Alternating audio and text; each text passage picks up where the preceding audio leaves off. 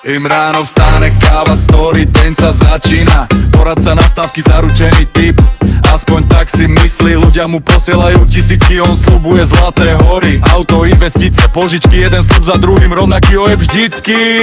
Dvere zazvoní, my si myslí, že je to ďalší obdivovateľ, otvorí, nie fanúšik, nie kamera, nie joj. Bratislavská polícia, druhý okres, dobré ráno Imri, Štefanik bez trička, 40 rokov, áno, to ste vy, poďte s nami. Zaklopali na dvere o 7 ráno, i my v pyžame, kariéra skončená, áno. Joj, polícia, internet, všetci to vedia, Imriž nemá ani na naftu, no to je bieda. Doma sedí žena, myslí, že je všetko fajn, i mi na mobile píše žena, iný svet, iný raj. Fotky posiela sem tam, ani sa neobťažuje ich skryť. Žena varí večeru, i my si fotí svoj 13 chceme dyk. Celebrity Combat ho brala za pasy, sláva tribúny, kým nezistili, že výsledky mal dohodnuté vopred s kamarátmi. Vyhodili ho ešte tej noci, dvere za ním, bum! I mi otvoril story, závisť, vymysel som obeť.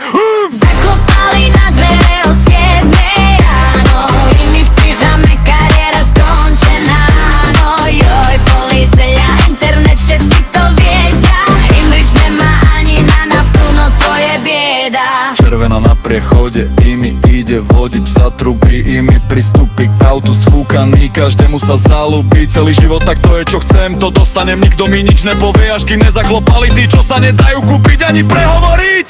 40 rokov, máš a čo máš? Imi Baron, meno, čo poznalo Slovensko. Imri Štefánik, meno, čo teraz číta sudca. Typoval si celý život za cudzie peniaze.